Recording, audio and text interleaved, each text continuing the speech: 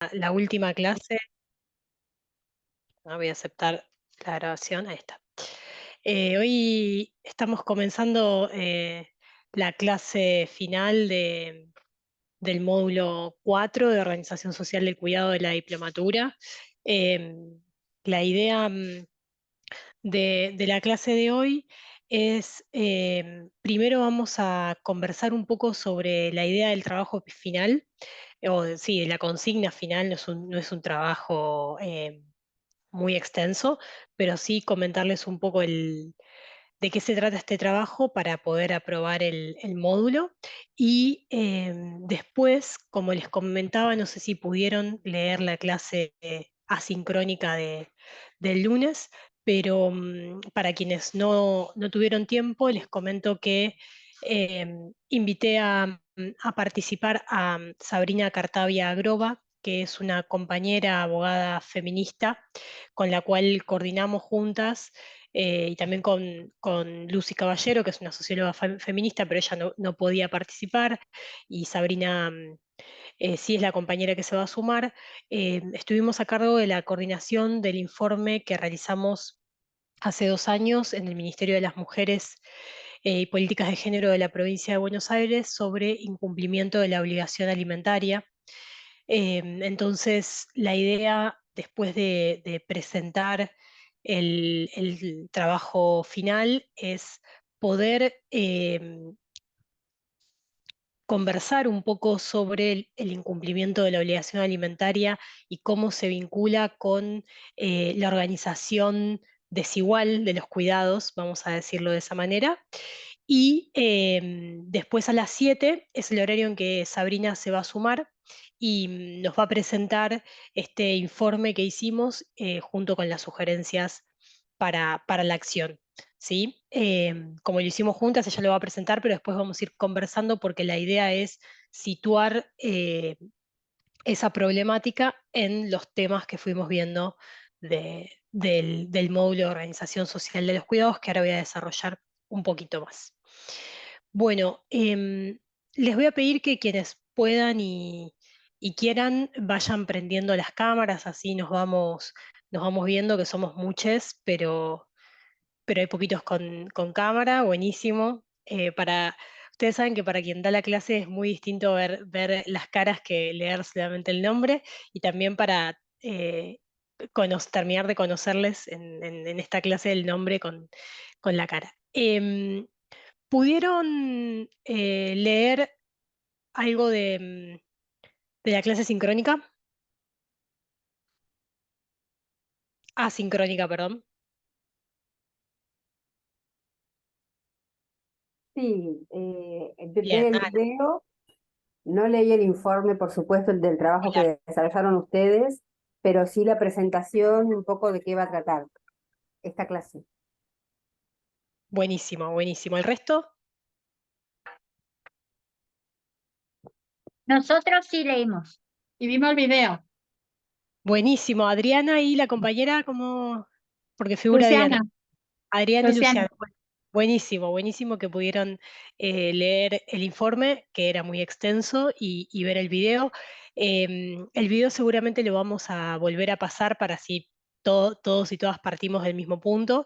Em, y el informe es un informe largo, pero al principio creo que algo mencionaba Analía, tiene lo que se llama un resumen ejecutivo que resume los principales puntos de abordaje. Después quien quiera puede leerlo entero o puede acceder a la parte que más le interesa, por supuesto.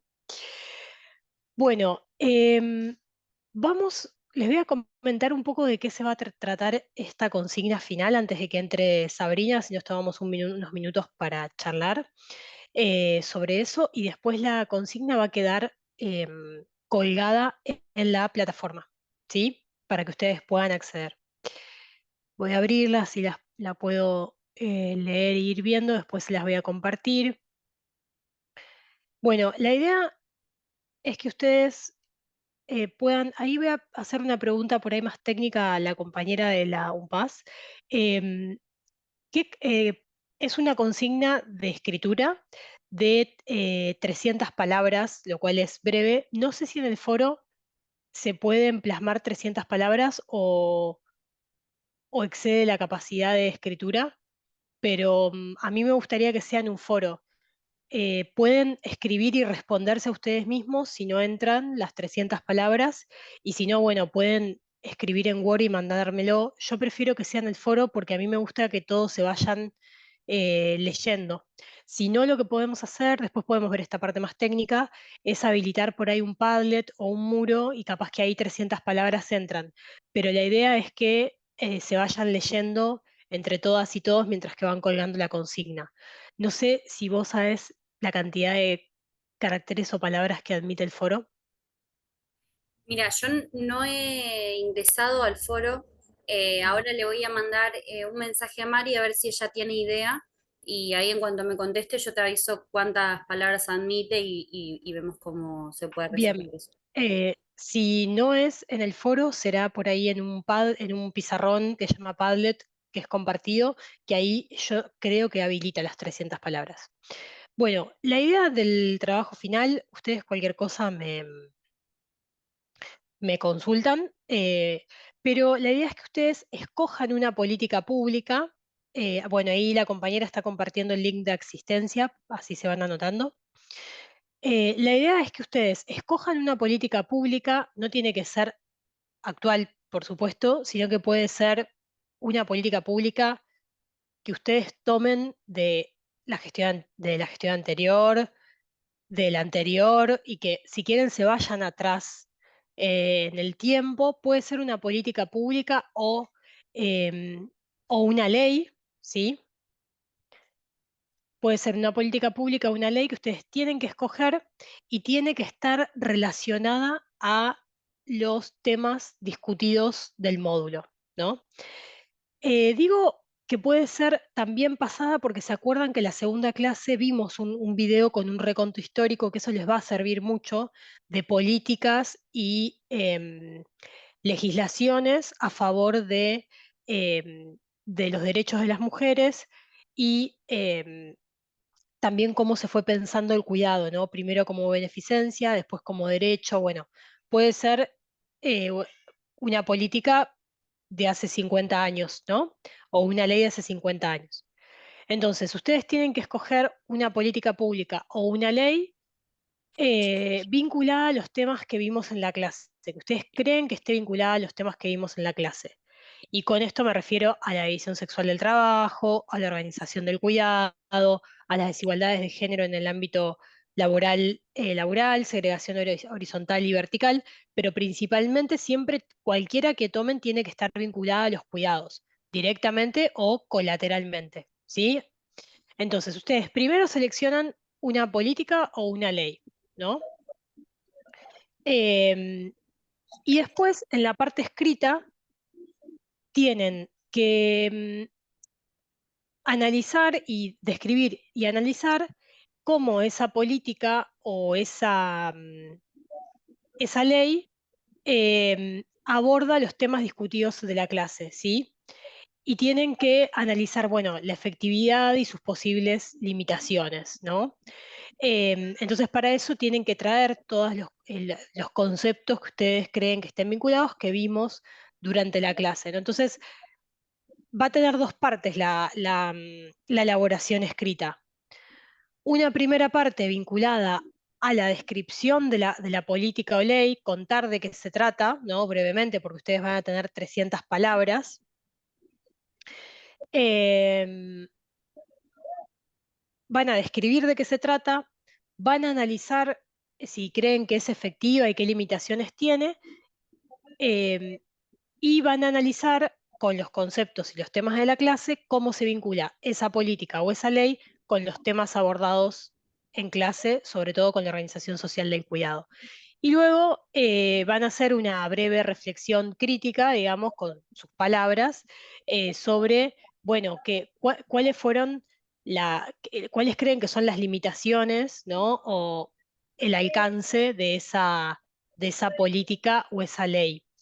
Lo que les sugiero es que no solamente eh, lean la ley o el programa, sino, por ejemplo, si hay informes sobre la implementación de las leyes o del programa, que no se queden solamente en la ley, sino que les va a ayudar mirar si hay informes, si hay evaluaciones, si hay opiniones críticas en los diarios, ¿no?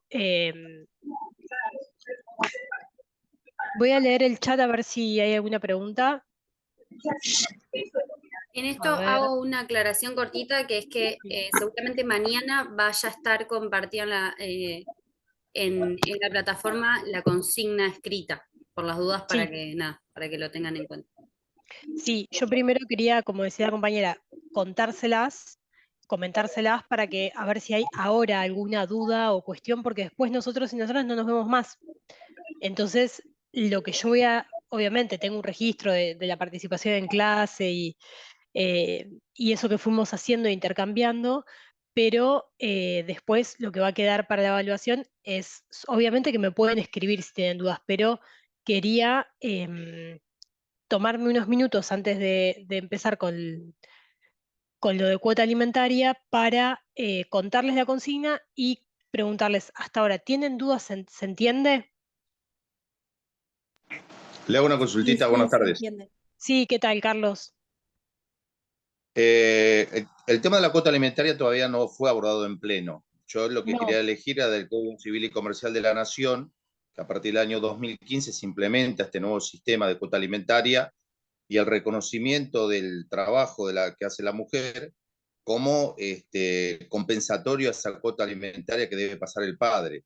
Porque muchas mujeres se encuentran en la encrucijada, bueno, que los padres no quieren abonar en legítima forma la cuota alimentaria y los jueces ahora con buen tino reconocen el trabajo materno como parte de la cuota alimentaria, para que el padre cumpla a rajatabla su obligación paterno-filial, ¿no? bien, perfecto. Carlos, a mí me parece que está buenísimo el tema. Sí, no lo abordamos de lleno, es el tema de esta última clase. Así que sí, me parece que eso puede ser tranquilamente pensar esto, cómo se relaciona. Eso me parece que ahí hay una clave, ¿no? Algo que es fundamental. Ustedes no solamente tienen que elegir, sino analizar con los conceptos que vimos, digamos, demostrar que fueron leyendo, viendo, ¿no? Como que tienen que utilizar la elección de esa política para desarrollar los conceptos que vimos en clase y después justamente también como este es un tema tan actual, tal vez es más fácil reconocer las potencialidades pero también las limitaciones, ¿no? Si vos, Carlos, venís del campo del derecho, sos abogado. Sí, exacto. Perfecto, bueno, ahí también vas a encontrar limitaciones, ¿no? No todas las sentencias son iguales, no, bueno, el camino, ahí lo va a desarrollar bien Sabrina ahora en un rato, pero el camino para a veces obtener una sentencia favorable es muy tediosa, ¿no? Entonces, no solamente el camino formal, digamos, el camino legal, sino también lo que nosotras en ese informe llamamos la informalidad, porque antes de que intervenga la justicia se dan un montón de situaciones informales, digamos, de pedidos, idas y vueltas, hasta que se decide iniciar una demanda, ¿no? Entonces, bueno, ahí me parece que es muy interesante también que vos utilices eh, lo que vos traes, ¿no? Tu trayectoria, ponerla también en juego con los temas de la clase. Sí, por ejemplo, Eh, acá, sí, discúlpame, acá en Malvinas sí, Argentina, por ejemplo, se había implementado el tema de mediaciones extrajudiciales, que después la parte que intervenía en esa mediación podía homologarla en el foro judicial. Entonces, bueno, en bien, esa cuestión era mucho más ágil para la mujer llegar a un acuerdo de manera extrajudicial, obviamente que asesorada con un abogado que lo proveía al municipio, que si bien era extrajudicial, pero después le allanaba el camino para poder homologarlo vía judicial. bien. Em, Aprovecho esto que está haciendo Carlos, para mí está buenísimo porque se le ocurrió una idea y ya la tira y la podemos como dialogar. Si alguna compañera más ya tiene algo en la cabeza que quiera eh, traerlo, preguntarlo, bienvenido el comentario, la consigna. Em, ¿Alguien más quiere consultar o decir, tengo esta idea, qué les parece que la trabaje?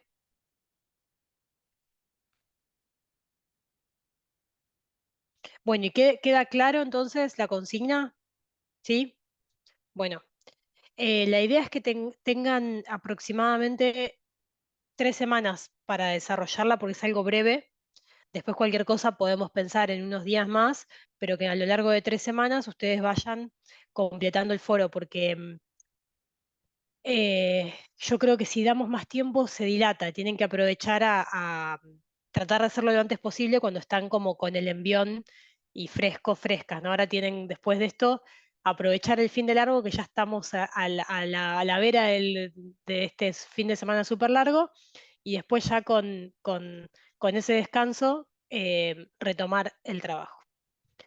Bueno, si no hay dudas o consultas o algo que quieran comentar sobre esta consigna final que va a estar ya mañana a la mañana colgada en el campus para que ustedes puedan verla, empezar si tienen ganas de trabajar y de escribir el fin de largo, de pensar, que a veces también cuando trabajamos mucho durante la semana son los momentos en los cuales podemos. Vamos a comenzar con el tema de la clase. Antes de que Sabrina se sume, yo quisiera como situar algunas cuestiones de este tema eh, en, em, en los temas que vimos durante estas clases. Cuando empecé a pensar los temas del módulo, em,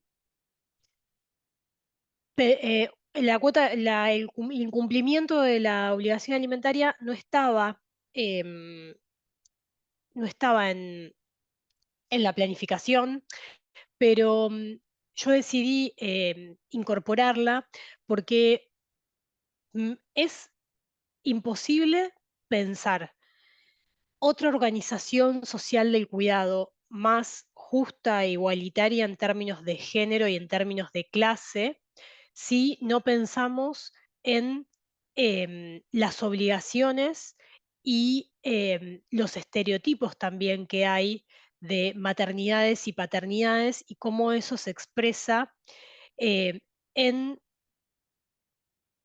esta responsabilidad que tiene que ver con los niños, las niñas y los adolescentes, ¿no? Cuando, si ustedes leyeran, pienso en las compañeras que estuvieron leyendo el informe, es imposible escindir el incumplimiento de la obligación alimentaria de algunos temas que son temas que están en el centro del debate y que atraviesan la vida de la mayoría de las mujeres, ¿no? No solamente directamente, sino también colateralmente, porque todas conocemos, tenemos una amiga, una prima, una tía, o es nuestra propia experiencia como madres o como hijas, em, vinculadas a un incumplimiento de la obligación alimentaria. Y en ese sentido, esa obligación alimentaria está completamente vinculado a lo que nosotros veíamos de la injusta y desigual redistribución de las tareas y el trabajo de cuidados, obviamente mediadas por el género, pero también se van a expresar no solamente, como decíamos, en lo económico, sino también en el cuidado, ¿no? Por eso la ley, como decía el compañero, no solamente va a contemplar em, una cuestión monetaria o económica de los alimentos, sino también hoy se está pensando de una manera más amplia y el feminismo lo ha puesto sobre la escena y está permeando distintas instituciones, como decía, bueno, esta mirada más flexible de los jueces, pero también de la sociedad, y que tiene que ver también con la responsabilidad paterna, ¿no? Porque cuando hablamos de cuidados y organización social del cuidado, también estamos hablando de, bueno, o la pregunta es, ¿cómo logramos una organización social una organización social del cuidado más justa? Bueno, podemos pensar desde distintas perspectivas y pensar la obligación alimentaria yo creo que nos abre a esos distintos, ¿vieron? ¿Se acuerdan cuando vimos el diamante de los cuidados? ¿Se acuerdan de esas 4 puntas que eran el Estado, las familias, las empresas y las organizaciones sociales. Bueno, cuando hablamos de un incumplimiento de la obligación alimentaria y también una falta de responsabilidades de cuidados por parte de los progenitores varones, de los padres, estamos pensando que todo ese diamante se ve, ¿no? Em, no, deja, o sea, nunca fue armonioso, pero se ve claramente de que no es armonioso y que es desigual. Entonces, podemos pensar hacia el interior del hogar, ¿no? En las responsabilidades paternas y maternas, y cómo todo eso que vimos en el curso, ¿no? Piensen ustedes de frente al incumplimiento de la obligación alimentaria por parte de un progenitor varón, ¿qué tiene que hacer una mujer? Tiene que trabajar más horas, ¿no? Para trabajar más horas, tiene que dejar su hijo al cuidado de otra persona, que generalmente es una mujer. Puede ser una mujer de la familia o va a tener que pagar para acceder al cuidado de los niños y de las niñas, ¿no? Y eso impacta en su economía, impacta y produce lo que conocemos como la feminización de la pobreza, ¿no? Em, si pensamos solamente en esa esfera, podemos pensar muchas cosas más. Si pensamos, por ejemplo, en el Estado, también podemos pensar que el Estado, como garante de derechos, puede accionar políticas y legislaciones que vayan a favor de construir una organización social del cuidado más justa y que tenga que ver con también equiparar esas desigualdades con respecto a las responsabilidades económicas, afectivas y de cuidados hacia los hijos y las hijas, ¿no? Y si pensamos en la comunidad también, porque muchas veces son las mujeres que están a cargo de los comedores, ¿no? Quienes también ejercen tareas de cuidado sobre esos niños y niñas, ¿no? Entonces, o empresas que costean guarderías, bueno, depende qué tipo de empresas, pero ahí hay un montón de cosas para pensar como disparador con respecto a la obligación alimentaria y también podemos pensar otro tipo de políticas con respecto a ese diamante para el trabajo final, ¿no? Entonces, al abordar este problema de la llamada cuota alimentaria, que ya dijimos que no es solamente hablar de una cuota o una obligación económica, sino también múltiples obligaciones que van más allá de eso, em, podemos pensar distintos temas. Podemos pensar, por ejemplo, en la división sexual del trabajo. Podemos pensar, por ejemplo, en cómo afecta la inserción y el sostenimiento de las mujeres en el mercado laboral, por ejemplo, ¿no? Podemos pensar cómo tener un hijo a cargo cuando hay un padre que no está presente, que está ausente, impacta en los usos del tiempo. ¿Se acuerdan lo que veíamos la clase pasada de los usos del tiempo? Em, y eso también afecta psicológicamente, emocionalmente, en la capacidad de ocio, ¿no? En la culpa que recae sobre las mujeres al utilizar el tiempo libre en recreación, en actividades ociosas, ¿no? Em, ¿Se les ocurre alguna otra forma más de relacionarlo con el diamante de los cuidados, con los temas que vimos en clase antes que nos metamos de lleno al informe?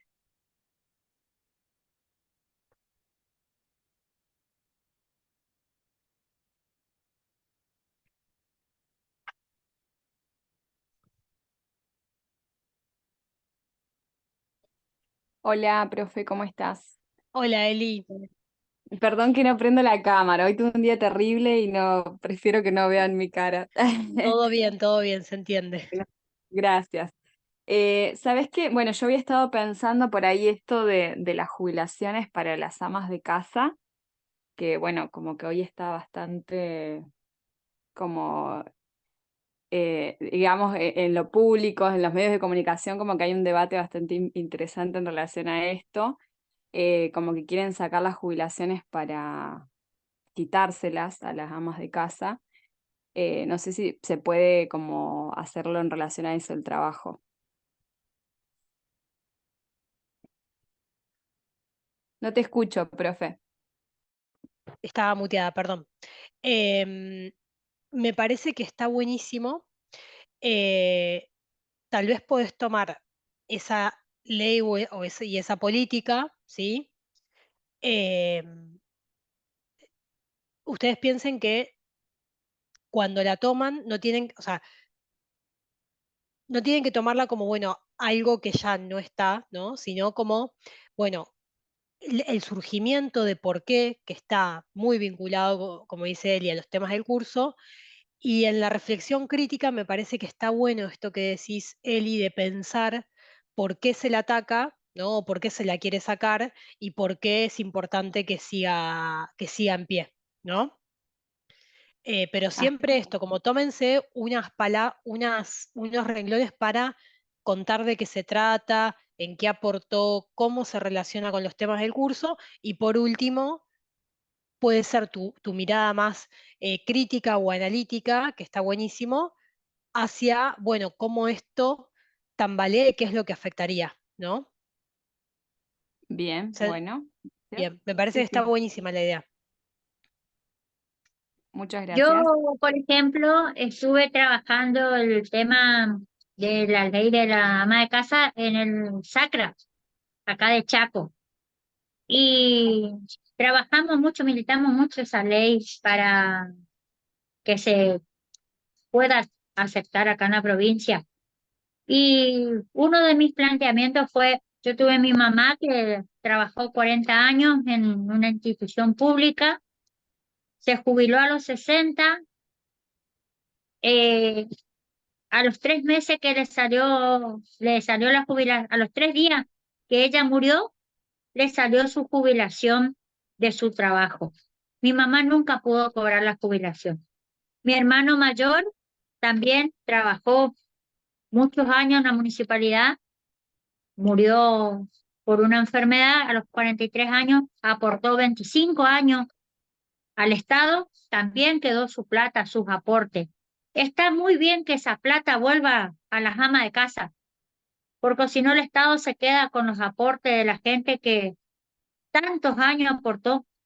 Y eso no dicen ellos, el gobierno no dice que se queda con todos los aportes de la gente que muchos años trabajó y nunca llegó a jubilarse. ¿Por qué no dicen eso también?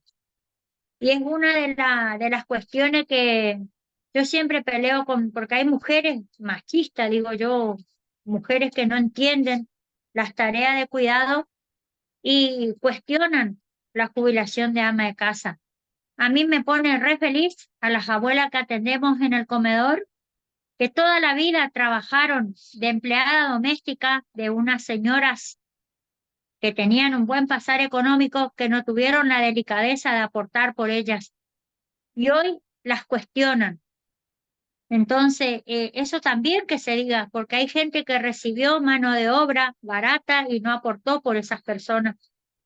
Y hoy, porque tienen una pensión o una jubilación de ama de casa, están lastimándolas. Y no es justo, porque merecen respeto esas mamás, esas abuelas que hoy están cobrando.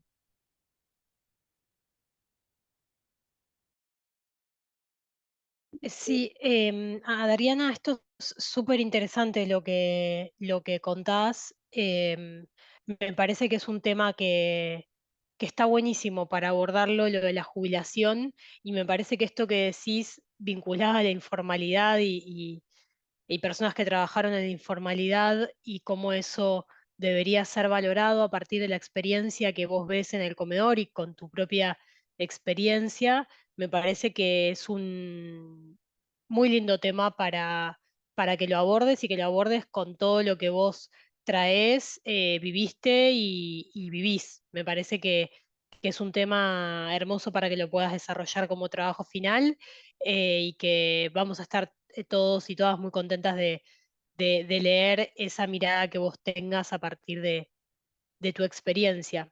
Así que bueno, gracias por compartirla también. Ahí me parece, puede ser que esté Sabrina esperando para entrar y Sandra Orbe pide el formulario de asistencia. No hay sala de espera, por lo cual si ingresa ella, Debería entrar. debería entrar directamente. Y ahí vuelvo a enviar el formulario. Ok. Ahí, perdón, le voy a avisar que entra directamente.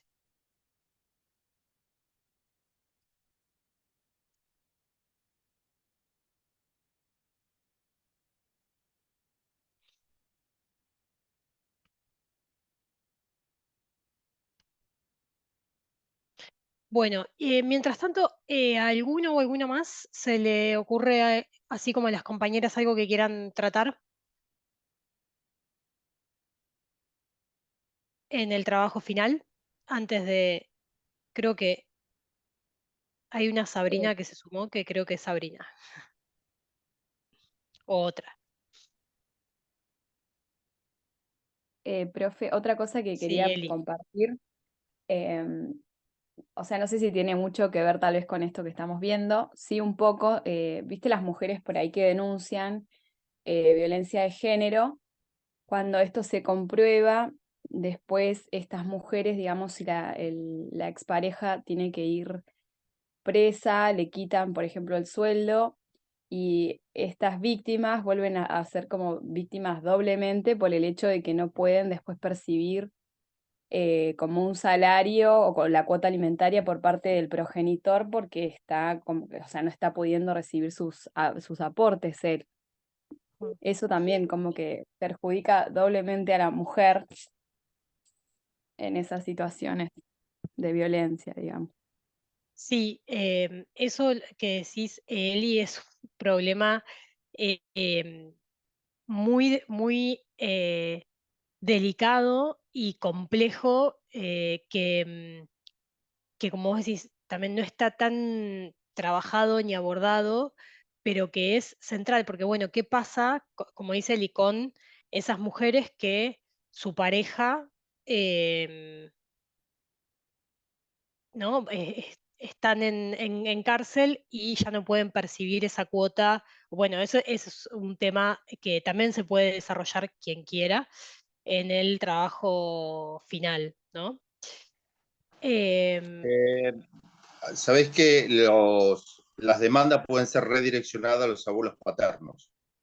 Entonces, cuando hay una situación desventajosa, como este caso para la mamá, porque el progenitor está purgando una pena, se redirecciona a los abuelos paternos.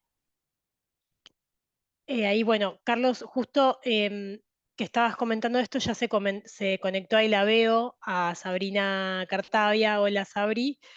Antes de presentarte, leo un comentario del chat que tenía que ver con lo del trabajo final que estábamos charlando recién, que es de Florencia Bustamante, que dice, bueno, una forma de abordar la problemática fue en su momento el programa Acompañar. El programa Acompañar también puede ser un programa, con lo que veníamos charlando, que pueden fácilmente relacionar con los conceptos que vimos a lo largo del módulo para el trabajo, para la consigna final. ¿Sí? Bueno, dicho esto, hola Sabri, bienvenida. Muchas gracias por aceptar y participar, acompañarnos en esta clase de cierre del módulo de Organización Social de los Cuidados de la Diplomatura en Género que ofrece la UNPAS. Bueno, les presento a Sabrina. Sabrina Cartavia es una compañera y una amiga, es abogada feminista. Y bueno, nuevamente le agradezco muchísimo por estar acá. Y con Sabrina, como les comentaba antes, junto con Lucy Caballero, estuvimos coordinando un informe que se realizó en el Ministerio de las Mujeres, Políticas de Género y Diversidad Sexual en la provincia de Buenos Aires, que ahora se llama Ministerio de Mujeres y Diversidad, hace 2 años atrás, sobre el incumplimiento de la obligación alimentaria. Lo hicimos de manera conjunta entre Sabrina y el equipo de Sabrina y el de Lucy. Sabrina es además jefa de gabinete de la Subsecretaría de Políticas de Género del Ministerio y la Dirección de Investigaciones que estuvo a mi cargo los últimos 4 años de gestión.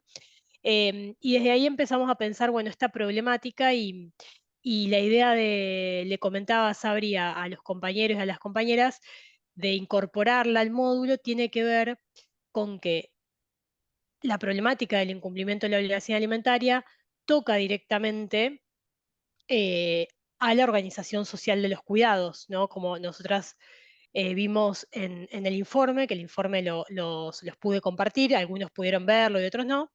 Pero bueno, dicho esto, Sabri, te paso la palabra para que vos arranques y te presentes. Gracias, Sabri. Bueno, muchas gracias, Sol. Un gusto poder estar acá hoy con ustedes y les agradezco mucho por el tiempo y la atención. Bueno, como bien contaba Sol, una de las primeras inquietudes cuando tuvimos al llegar a la gestión de ese primer Ministerio de las Mujeres que se generó en la provincia de Buenos Aires fue el tema del incumplimiento de la obligación alimentaria. ¿Por qué? Porque sabíamos que este era un problema muy recurrente en la vida de las mujeres y sus hijos y queríamos tomar acciones en relación con esto. Y cuando quisimos realizar acciones, nosotras tenemos el mandato de trabajar basadas en datos. Entonces, nuestro primer desafío fue buscar datos. Y nos dimos cuenta de que había lo que se conoce una vacancia en el campo. Es decir, que no había datos, prácticamente había muy poquitas cosas en relación con el incumplimiento. Entonces esto nos dejaba en un lugar de decir, bueno, para planificar una política pública, primero vamos a tener que necesariamente construir esos datos que nos están haciendo falta. Y en ese sentido iniciamos una investigación con las áreas del Estado de la provincia que mencionó Sol recién, una investigación de la cual tenía dos partes, una parte que fue una encuesta que completaron más de 6.000 mujeres en los 135 municipios de la provincia de Buenos Aires. Para nosotros era muy importante tener un reflejo completo de la provincia con sus diferentes realidades, porque tenemos, digamos, zonas rurales, tenemos zonas urbanas, tenemos juzgado de familia, tenemos juzgado de paz, y todo esto también hacía digamos, la diversidad de ese mapeo que nosotras estábamos queriendo construir. Además de esa encuesta, de la cual obtuvimos un montón de datos muy interesantes que en breve les vamos a compartir, realizamos entrevistas en profundidad. ¿Sí? Entrevistas en profundidad a más de 57 informantes clave, entre los cuales estuvieron abogados, abogadas, académicos, funcionarios públicos, jueces, juezas, mujeres que habían pasado por esta situación o están transitando esta situación, sus hijos, funcionarios públicos, por ejemplo, de áreas de políticas de género. Y con toda esa información construimos un informe. Sol, no sé si tenés el video a mano para ponerlo. Sí, ya lo tengo. Cuando vos quieras, lo pasamos. Vamos a ver el video que tiene Bárbaro. la investigación y después les sigo contando. Dale, el video yo se los dejé el lunes en el asincrónico, pero lo pasamos de nuevo así todos lo pueden tener y quien no lo repasa. Ahí les voy a compartir mi pantalla.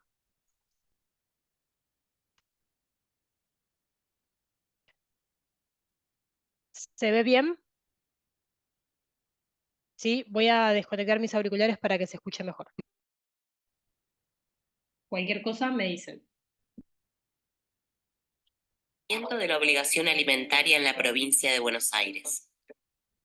Cuando una pareja decide separarse, el cuidado y la manutención económica de las hijas e hijos debería repartirse equitativamente entre ambas partes.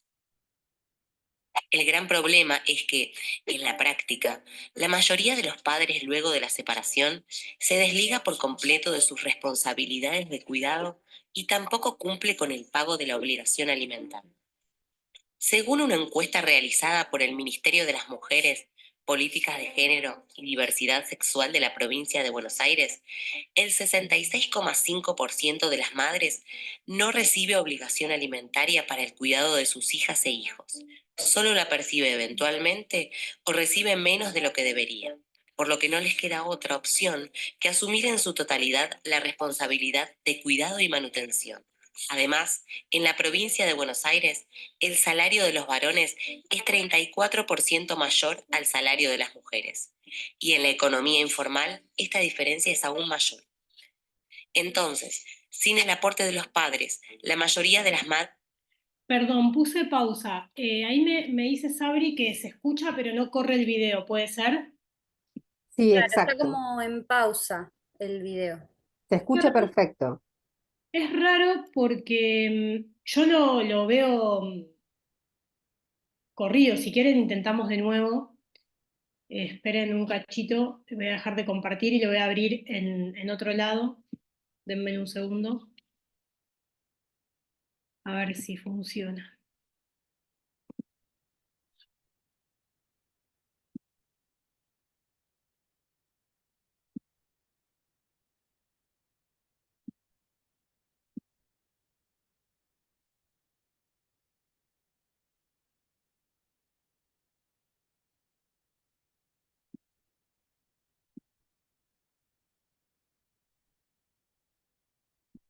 A ver, vamos de nuevo.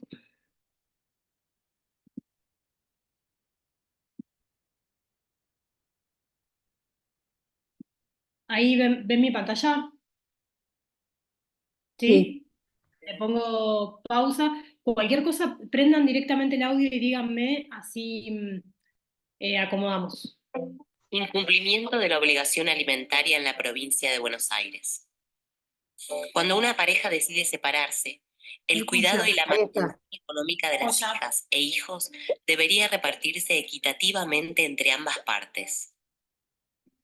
El gran problema es que, en la práctica, la mayoría de los padres luego de la separación se desliga por completo de sus responsabilidades de cuidado y tampoco cumple con el pago de la obligación alimentaria. Según una encuesta realizada por el Ministerio de las Mujeres, Políticas de Género y Diversidad Sexual de la provincia de Buenos Aires, el 66,5% de las madres no recibe obligación alimentaria para el cuidado de sus hijas e hijos. Solo la percibe eventualmente o recibe menos de lo que debería, por lo que no les queda otra opción que asumir en su totalidad la responsabilidad de cuidado y manutención. Además, en la provincia de Buenos Aires, el salario de los varones es 34% mayor al salario de las mujeres. Y en la economía informal, esta diferencia es aún mayor. Entonces, sin el aporte de los padres, la mayoría de las madres no puede sostener sus hogares sin caer en la pobreza. En este contexto, las madres recurren a diferentes estrategias para organizarse. En cuanto al cuidado, el 90% afirma que deja a sus hijas e hijos con familiares, amigos, instituciones escolares o personas responsables. Solo el 10% los deja al cuidado de los padres. Es por esta razón que en la actualidad el 44% de las madres están endeudadas con familiares, amigos o instituciones financieras. El 29% aumenta las horas de trabajo y el 27% combina estas modalidades. Mientras que la mayoría de los padres multiplican las excusas para no cumplir con sus obligaciones, las madres multiplican las estrategias para poder afrontar los gastos y, al mismo tiempo, cuidar a sus hijas e hijos. En el proceso de pedir por la obligación alimentaria, muchas madres viven situaciones de violencia psíquica y física. Es por esto que para evitar los malos tratos de los padres, se endeudan y pierden cada vez más autonomía y libertad. Como los efectos de estas disputas recaen sobre sus hijas e hijos, las madres deciden acudir al Poder Judicial para pedir ayuda y reclamar formalmente la obligación alimentaria. Pero en lugar de soluciones rápidas y eficaces, encuentran una interminable carrera de obstáculos. En principio, deben sortear obstáculos informales, por ejemplo, la falta de información, ya que muchas no conocen sus derechos ante la ley y en consecuencia no pueden reclamar lo que les corresponde. Otro gran obstáculo es la idea que los padres tienen sobre la obligación alimentaria, porque la mayoría la entienden como un castigo hacia ellos y no como un derecho de sus hijas e hijos. Una vez que la demanda se realiza, las madres comienzan a transitar el derrotero de los obstáculos formales. Por ejemplo, los gastos en abogadas, abogados y trámites. Otra dificultad importante es conseguir las pruebas que justifiquen los ingresos de los padres, porque ellos se ocupan de no tener bienes a su nombre y no percibir de manera formal sus salarios. Son pocas las madres que llegan al final del recorrido, y cuando lo hacen, las sentencias no son siempre favorables. Si se logra acordar un pago, este no suele contemplar actualización por inflación, ni por el crecimiento de las hijas e hijos. Incluso, la mejor de las sentencias posibles encubre un perjuicio para las hijas, los hijos y las madres, porque en muy pocos casos se valora el trabajo de cuidado que realizan las mujeres que se ven obligadas a cubrir los vacíos que dejan las sentencias. Hablamos de una problemática compleja. Por esto, desde el Ministerio de las Mujeres, Políticas de Género y Diversidad Sexual de la provincia de Buenos Aires, diseñamos un plan de acción que atraviesa los 3 poderes y niveles del Estado. Estas son algunas sugerencias para la acción.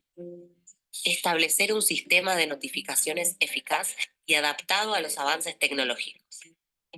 Establecer un piso mínimo del monto de la obligación alimentaria. Crear un proceso express para la determinación de la obligación alimentaria, que tome como base el piso mínimo de la canasta básica del cuidado según la edad. Mejorar los sistemas de registros de deudores alimentarios. Establecer sanciones eficaces ante el incumplimiento de los pagos. Derogar la Ley Nacional 23.928 que prohíbe la indexación de las obligaciones alimentarias. Concebir el incumplimiento de la obligación alimentaria como un problema de naturaleza individual o privada fuerza a las madres a transitar en soledad las penurias del sistema judicial y los acuerdos informales. Si la mayoría de los padres se desligan de sus obligaciones, entonces ya no hablamos de conflictos individuales, sino de un problema social y cultural. Cambiar la perspectiva es el primer paso hacia un futuro más igualitario para todas y todos. Ya conocemos el problema, ahora podemos ser parte de la solución.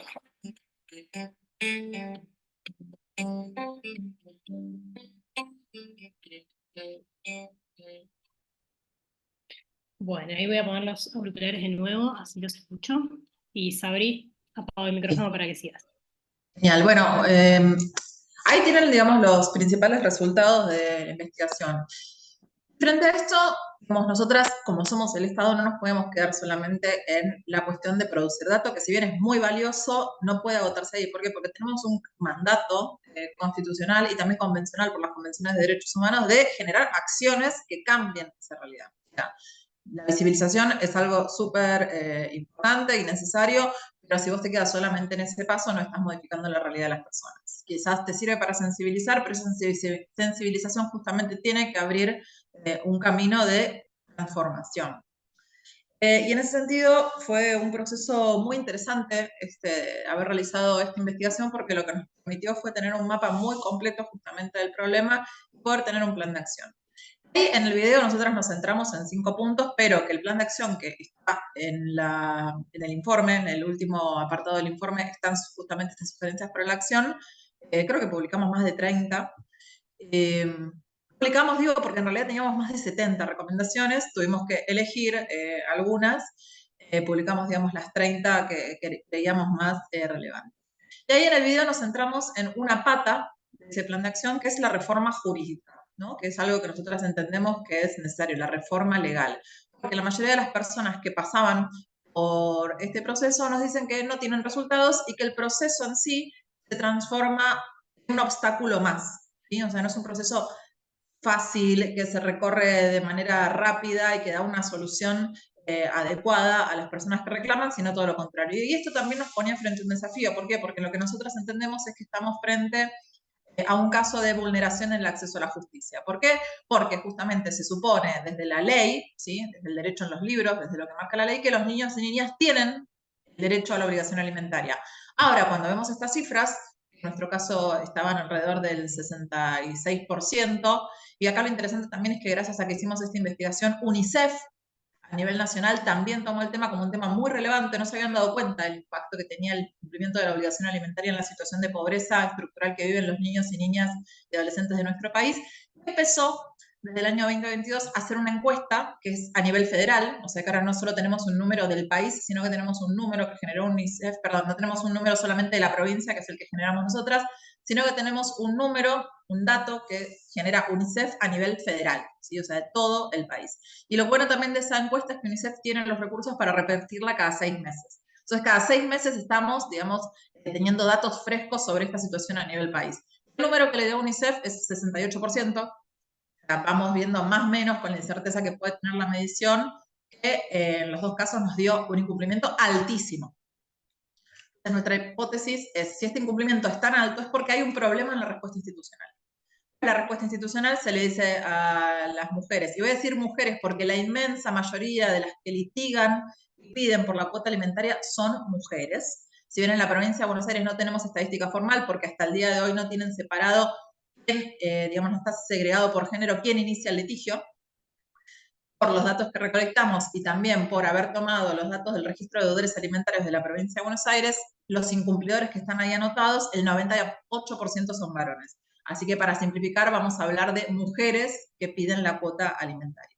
Entonces, justamente este proceso, que en líneas generales mayoritariamente solo va a ser utilizado por mujeres, y es una razón, digamos, muy frecuente de recurrir a la justicia, esto es muy probable que en tu vida tengas un litigio por cuota alimentaria. O sea, este es un problema que es frecuente en la vida de una ciudadana común. O sea, no tenés que pasar por el derecho penal ni por una tragedia para tener que ir a recurrir a este auxilio de la justicia. O sea, es un proceso que habitualmente cualquiera puede llegar a requerir. Bueno, en este proceso, que el 98% de las que lo ¿Puedo hacer utilizan una son mujeres, pregunta? no sé cómo vamos a calibrar las preguntas, Sol, si es al final. Si quieren, Anita, podés anotarla o querés hacerla ya. Si quieren, anoten. Yo también estoy leyendo en el foro, en el chat. Si quieren, hacemos todo al final, ¿sí? Así Sabri no se Yo me pierde. comprometo a terminar, no a las 8, sino antes. A las 8 cierra la clase, Sol. Sí, igual tal vez unos minutos no nos Podemos podemos evacuar cerrar cualquier antes, consulta. claro. Tenemos las del chat, que ya las estoy viendo, que después las voy a leer, y bueno, la compañera Anita que ya preguntó. Así que seguimos con la exposición y después hacemos ping-pong. Este es un grupo, Sabri, muy activo, de muchas preguntas y muchos comentarios, que está buenísimo eso. Excelente, excelente. Entonces, como yo les decía, estamos con un problema de acceso a la justicia y podemos decir, bueno, una cuestión de discriminación, porque justamente un proceso que el 98% de las que lo utilizan son justamente mujeres y en beneficio de sus hijos e hijas, que son una población especialmente vulnerable, reconocida de esta manera por el derecho y las instituciones, es un proceso que es ineficaz e ineficiente. Acá podemos presumir que hay una discriminación en el acceso a la justicia basada en género. Justo este proceso no te lleva a ningún lado, es un callejón sin salida. Si bien en la Argentina lo que marca las estadísticas es que tenemos un poder judicial que da respuestas ineficientes en general. No hay una buena eficiencia y una buena respuesta por parte de los poderes judiciales en todos los ámbitos. Justamente en este tema resalta este rasgo. Entonces, por esa razón, y teniendo ya este mapa, construimos justamente ese plan de acción. Y ahí surgió también algo que nos pareció muy interesante para poder pensar las condiciones en las cuales se dan, ¿no? Se da nuestra vida en general. Porque nos surgió la cuestión del endeudamiento, ¿no? Como una cuestión que es muy importante. Sabemos que teníamos datos estadísticas de que el endeudamiento viene creciendo en nuestro país y que además el endeudamiento doméstico está creciendo, que quienes se endeudan domésticamente cada vez, digamos, tienen más dificultades para salir de esas deudas son las mujeres. Y justamente cuando vemos el incumplimiento alimentario, donde las mujeres en realidad son acreedoras de la cuota alimentaria, pero con un sistema ineficiente nunca la pueden llegar a cobrar o están muchos años en un expediente para no obtener resultados favorables, nos damos cuenta de la relevancia que tiene esto para explicar este fenómeno del empobrecimiento y el endeudamiento de las mujeres. En este sentido, nos empezó a pasar que ya habiendo transitado 2 años casi desde que desde que pusimos en luz pública esta investigación que empezamos a desarrollar en realidad la planificamos en el 2020, la pudimos desarrollar creo en el 2021 y la publicamos en el 2022, empezamos también a generar instancias de intercambio regional, es decir, con otros países de la región. Y nos encontrábamos con que esto es una constante, el endeudamiento de los hogares femeninos, monomarentales, o sea, los hogares que son conducidos por mujeres, la falta de acceso al cumplimiento de la cuota alimentaria, y todo esto nosotras lo cruzamos con otros datos, como por ejemplo el de la brecha laboral y salarial, empezamos a ver que en las trayectorias laborales de varones y mujeres, es una lástima no tener el gráfico acá, pero bueno, después se los voy a mandar a través de Sol. se ve en todos los países más o menos lo mismo. Es que en un primer momento las trayectorias laborales de varones y mujeres son iguales, o sea, van por el mismo carril, mismo salario, estamos todo bien, y de repente el nacimiento del primer hijo hace que las trayectorias laborales de las mujeres caigan en picada, las de los varones suban, que a esas mujeres les cueste mucho volver a subir. ¿Cuándo empiezan a subir? A partir de que los hijos tienen 4 años, donde se termina, digamos, la etapa de cuidado más importante y también tienen la escolarización. Y las que llegan, porque no todas llegan, a emparejarse de nuevo con, digamos, con los varones, lo hacen a partir de que los hijos tienen aproximadamente 10 años. O sea, vamos viendo que la autonomía funcional que van logrando los niños y niñas a partir del desarrollo también tiene que ver con las posibilidades de las mujeres de insertarse en forma plena en el mercado laboral. Cuando nosotros sumamos estos datos con los usos, con las encuestas de uso del tiempo, también nos surge algo muy interesante, es que cuando les preguntábamos a las mujeres qué harían si tuvieran tiempo, porque hoy en día te dicen yo no tengo tiempo porque tengo que estar, digamos, estoy con más trabajo del que puedo llevar adelante porque tengo que tener una jornada laboral más extendida para poder mantener a mis hijos, y además a esto se le suma que tengo que llevar sola las tareas de cuidado, lo cual genera falta de tiempo. Y cuando vos les preguntas a esas mujeres qué harías si tuvieras algún tiempo para vos, lo que te responden en primera medida es que estudiarían, o sea, mejorarían las condiciones que tienen para poder tener justamente un mejor empleo. Lo segundo que te dicen que harían es tendría un trabajo registrado. ¿Por qué? Porque justamente, digamos, la sobrecarga de tareas de cuidado y la falta de estructuras y sistemas de cuidado hacen que muchas de estas mujeres tengan que hacer lo que nosotros llamamos el Tetris del cuidado, ¿no? Es decir, bueno, no puedo laburar 8 horas seguidas, me cuesta mucho tener un trabajo full time porque no sé y no puedo, digamos, dejar a mi hijo en algún lugar. Entonces, uno de los trabajos que, digamos, una de las cosas que hacen las mujeres es optar por trabajos part-time o trabajos por hora, y que les permiten de alguna manera ir acomodando estas circunstancias. Y lo tercero que te dicen que harían es practicar un deporte. Es muy interesante porque ahí vamos viendo cómo esta cuestión, digamos, está institucionalmente avalada, porque nosotros decimos, che, acá hay una respuesta del Poder Judicial, de una institución del Estado que es ineficaz e ineficiente en este tema, genera justamente condiciones de discriminación en el acceso a derechos. Podría ir un poquito más y hacer, ya que estamos en un grupo, digamos, que tiene estas inquietudes, podría hacer una reflexión profundamente feminista en relación con esto. Y también del por qué nosotras vamos adelante con este tema. Lo que nos pasó fue que, habiéndose conquistado el derecho al aborto, habiendo tenido la posibilidad de decidir en qué momento y cuándo ser madres y no ser obligadas a una maternidad, nos parece que el siguiente paso es poder llevar estas maternidades de forma digna. Porque hoy en día las condiciones en las cuales lamentablemente se está llevando adelante la maternidad son muy difíciles. No creo que nunca hayan sido fáciles igualmente.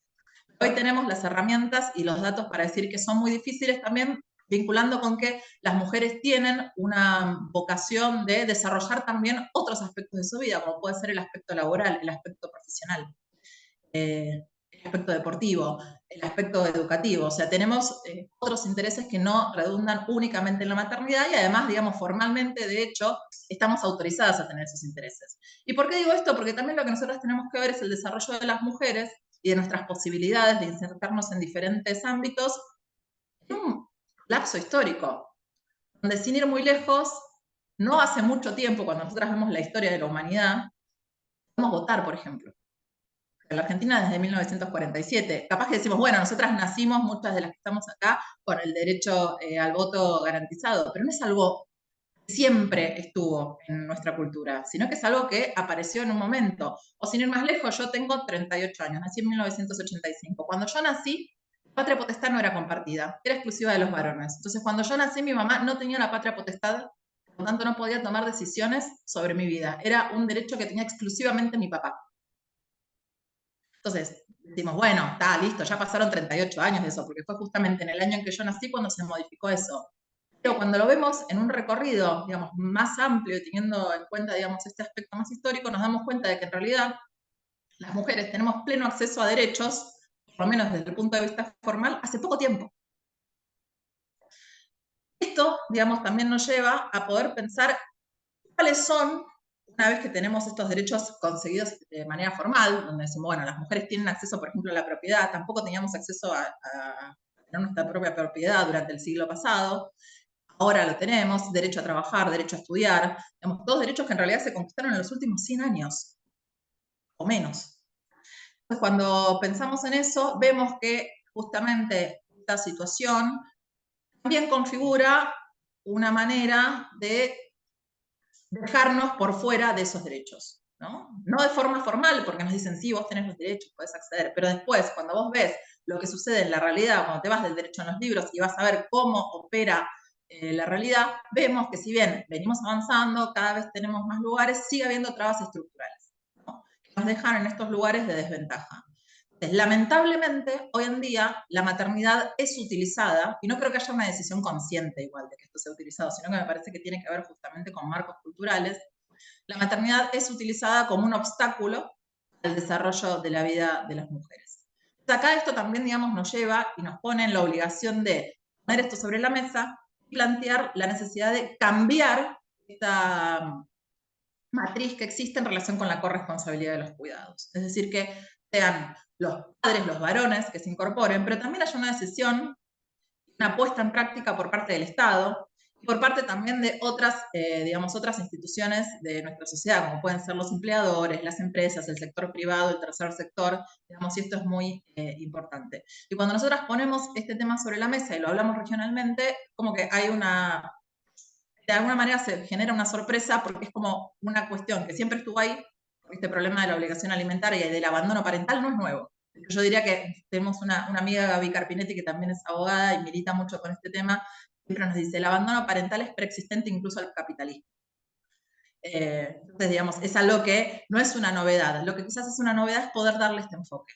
Podemos dar este enfoque también porque hemos tenido un desarrollo de estas ideas y en este caso hemos tenido la posibilidad de tener una institucionalidad de género en el Estado de la Provincia de Buenos Aires, que trabajó en conjunto con otras institucionalidades para poder lograr cambios. Por ejemplo, el índice crianza. No sé si habrán escuchado hablar del índice crianza, pero esto también fue una idea que surge a partir de este informe. Uno de los principales obstáculos, y se los voy a poner por ejemplo, como ejemplo solamente porque el informe tiene un montón de aspectos. Uno de los obstáculos que nosotras veíamos es que lo primero que se le pide a una mujer cuando quiere ir a realizar un reclamo de cuota alimentaria es que documente todos y cada uno de los gastos con cada ticket, ¿sí? De cada litro de leche, de cada pañal que compró para el cuidado. Y después se somete a una audiencia donde cada uno de esos tickets es escrutado y le van a hacer unas preguntas, el abogado de la contraparte, de quien no quiere pagar la cuota alimentaria, cuestionándola de por qué compró una leche de tal marca o por qué compró carne picada especial en lugar de carne picada común, ¿no? O por qué le compró tal o cual guardapolvo, o por qué le cambió las zapatillas al hijo. Entonces ahí nosotras decíamos, che, esto es profundamente humillante. Además es bastante ridículo que en 2023, por el año en que teníamos estas conversaciones, hoy podríamos decir 2024, el Estado no haya desarrollado una medición que estime el monto mínimo del cuidado. Como, de acá no discutimos, porque esto es lo mínimo, no es que me tenés que empezar a justificar que compraste un litro de leche y por qué compraste un litro de leche, ¿no? Entonces, en estas conversaciones que fuimos habilitando con diferentes agencias del Estado a través de presentar el informe, también ese informe fue una forma de abrir diálogos. Tuvimos un trabajo muy fluido con una estructura que ya no existe más, pero que era parte del Ministerio de Economía hasta la gestión pasada, que es la Dirección Nacional de Economía, Equidad y Género del Ministerio de Economía. Y ya nos dijeron, nosotras podemos hacer esta medición de cuál sería ese piso mínimo del cuidado.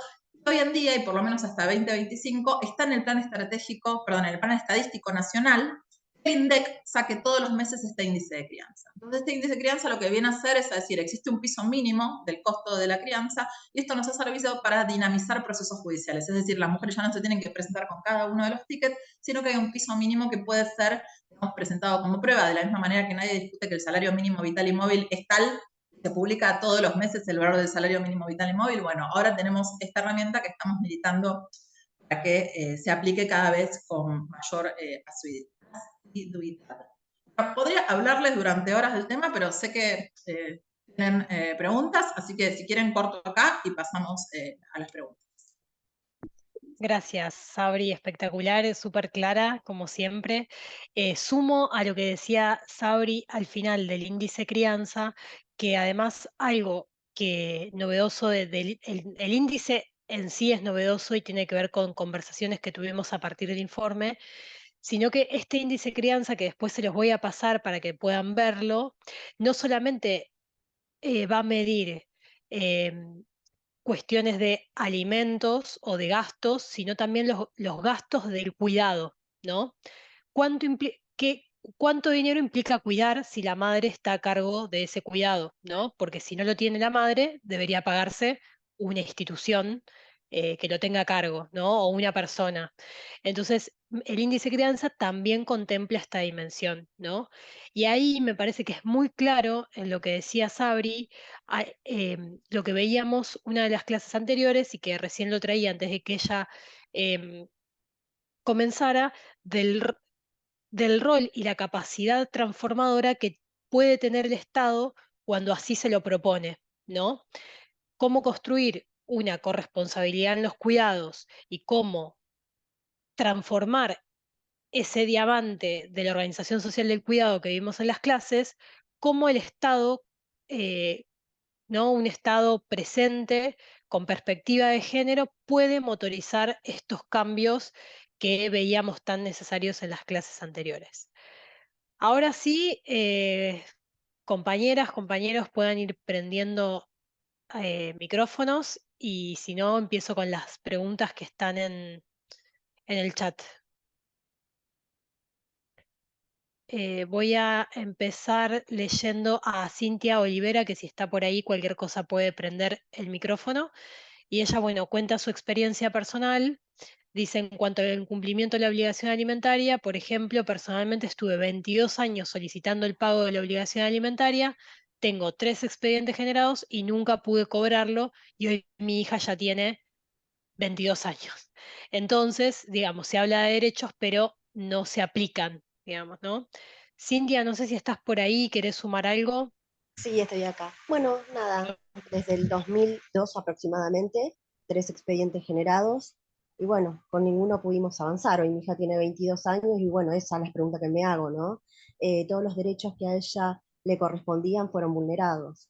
Eso Todos los derechos que a específicamente. ella te correspondían y a vos también, ¿no? Porque vos, digamos, al tener que hacerte cargo sola del cuidado, también te vulneraron tus derechos. Bueno, esto que cuenta Cintia es lo que nosotras veíamos como una constante, no había sido nunca problematizada. Era como, bueno, esto es un problema privado, le pasa a algunas mujeres, y cuando decías, no, che, esto le pasa a muchas. Cuando hablamos de un incumplimiento del 70%, nos damos cuenta que le pasa a la mayoría. O sea, frente a una separación, lo más probable es que vos no puedas, digamos, tener acceso a la cuota alimentaria. Y el gran problema es el que dice Cintia también, vas, reclamás, incluso nosotras tomamos cuenta de mujeres que se endeudaban para pagar servicios jurídicos, o sea, ir a pagarles a abogados y abogadas que presentaran los expedientes para tener ningún resultado favorable. Y acá era lo que nosotras hacíamos del análisis de estos obstáculos procesales y por los cuales estamos, ya estamos muy cerquita, a poco de que el gobernador presente 2 proyectos de ley, uno que es una reforma procesal, hacer el proceso más fácil y más sencillo, donde por ejemplo vamos a algo básico, notificación. Hoy en día las notificaciones se siguen haciendo en papel, en cédula, en el domicilio de la persona que quiere ser demandada. Cuando hoy, para el 2024, tenemos un montón de avances tecnológicos, durante la pandemia se utilizaron las notificaciones telemáticas, por ejemplo, se podía notificar vía WhatsApp o vía mail. Entonces decimos, bueno, ¿por qué no vamos a incorporar esto, ¿no? Que puede ser algo que facilite el acceso a justicia. Nosotros hemos recabado casos en los cuales de repente, solo para notificar, para decirle, che, te están demandando. Si vos no notificás, no, digamos, como que la demanda no se habilita, digamos, no se traba la litis, no, como que la notificación es un hito fundamental para establecer la demanda. Bueno, solo para eso a veces se han demorado hasta 7 años. Y con movimientos tan sencillos como arrancar la chapita de la casa, del número, no se podía notificar. Entonces vamos Totalmente. viendo como todo ese proceso, nosotras lo poníamos en el video, para nosotras hemos parecido una carrera de obstáculos a un camino que con facilidad te lleva al acceso a derecho. Y esto es lo que nosotras estamos, digamos, puntualizando. Para nosotras hay una cuestión de discriminación estructural en el acceso a justicia. Y estos son los problemas. Por ejemplo, Cintia, 22 años litigando con 3 expedientes abiertos y no obteniendo ningún tipo de respuesta. Quería agregar algo.